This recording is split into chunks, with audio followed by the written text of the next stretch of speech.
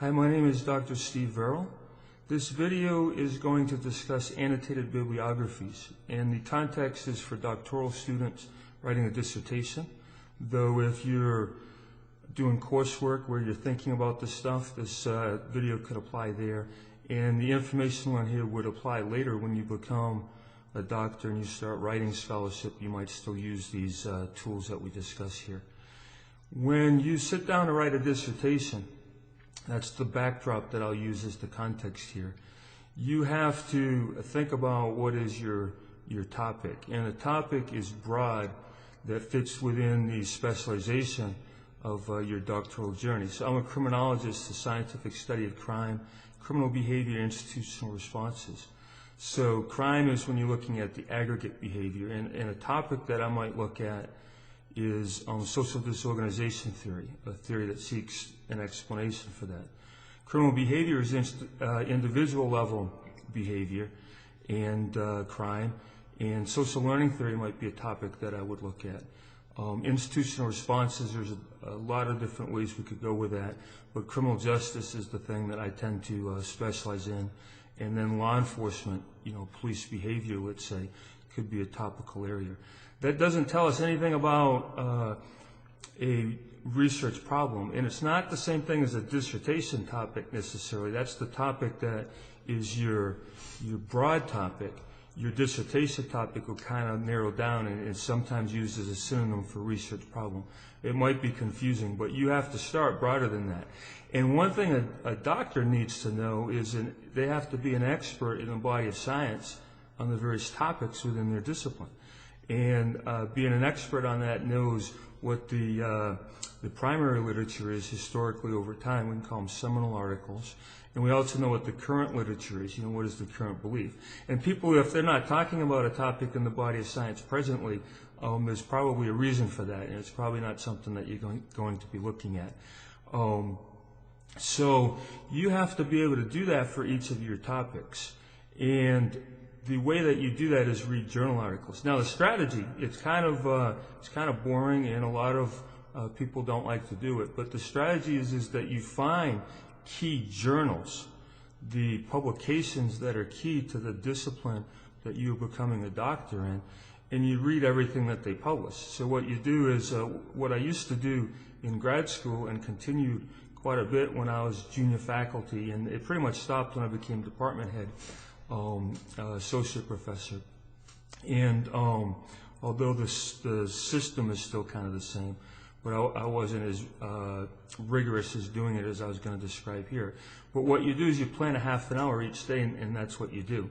You log into your favorite journal, and I would start like 10 years ago, and you just pull up the first article that was published and you read it. Now you want to read it within a half an hour. That's kind of tricky and hard to do. I've got another video that shows how to get started doing that. That's not the focus of this video.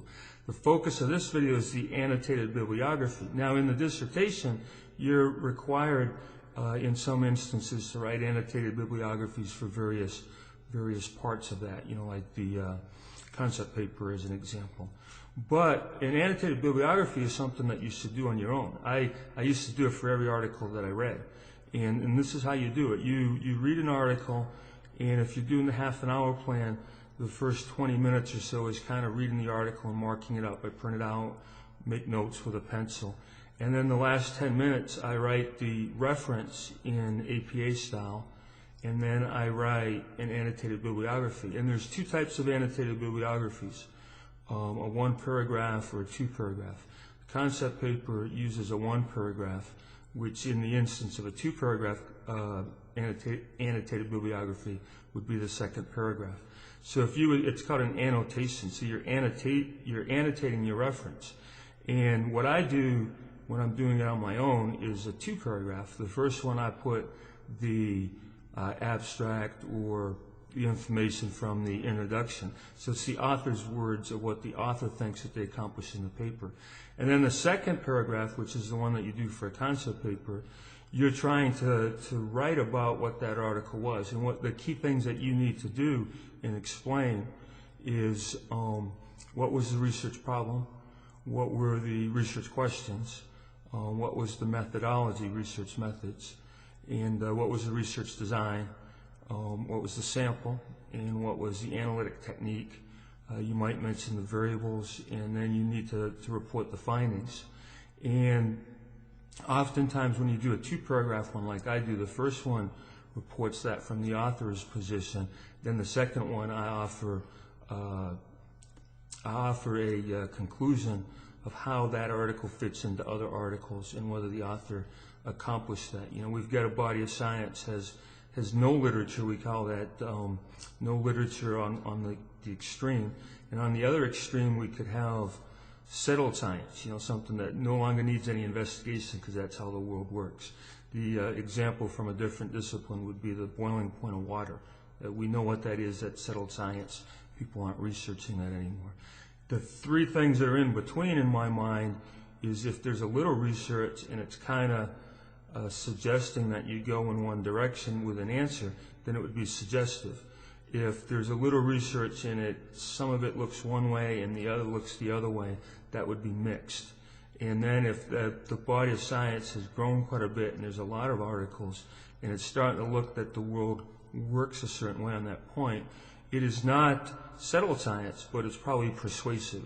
And to do research with a body of science that's persuasive, you have to have a really good angle on that to understand a research problem. So you're usually probably dealing with the mixed body of science or the suggestive body of science.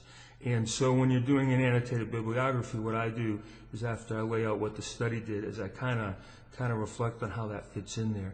Now another step, you know, you might not do it, but another step that I do and I used to do all the time with every article. There was a point I had thousands of articles done this way, and I would put it in an Excel spreadsheet, and then I would put everything in its own column, and I could later sort it by column if I wanted to look for a specific variable or an author or a specific analytic technique or something like that.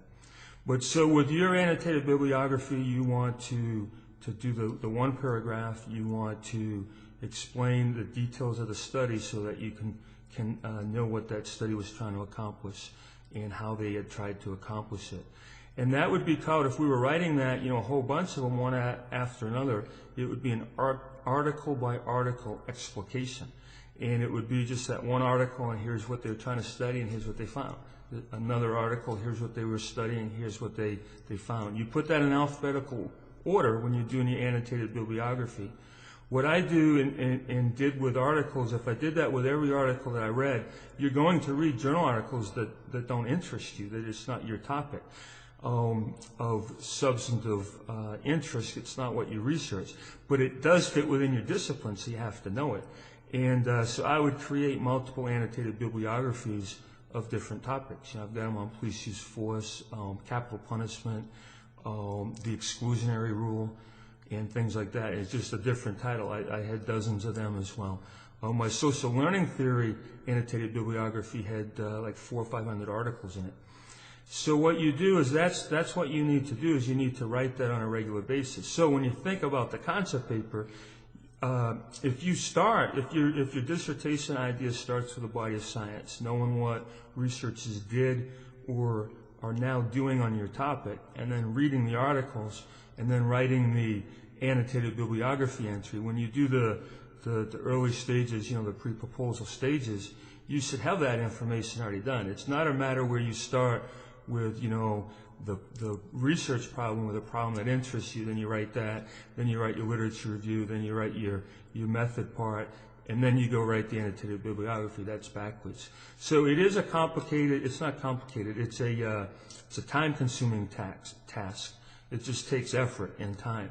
But it is part of being a scientist. Part of being a scientist is the rigorous examination of scholarly topics, and that's done in a systematic way. And it's rigorous, and that's what scientists do.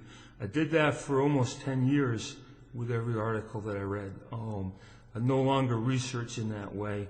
I no longer read articles in that way. But if you do that, you're never at a loss for research problems, because you've got this literature running around and you're always looking at it. But that's the idea behind the annotated bibliography. That's what you're supposed to be doing with it. As far as which entries should be in your concept paper, the ones that support your point in the literature review. That would be the idea behind that. And just lastly, let me conclude. There's a lot of writing as a doctoral candidate and even as a doctor that doesn't go anywhere. It's like it's either writing down the wrong path. You thought of an idea, you wrote it, and it didn't work, so you put it in another file and you save it. Maybe you pull it out later, maybe you don't. It's the same thing with references and annotated bibliographies.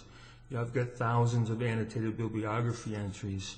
Of those 400 social learning theory ones, I might write a paper that only uses 20 or 30 of the articles. That's not wasted work. That's what a doctor does, is examine that stuff. That all contributes to the development of your scholarly judgment, and it's all important to the process of what you're doing. So that was it for today, just a brief primer on the annotated bibliography and kind of an explanation so that you understand what's occurring with that and why you're doing it.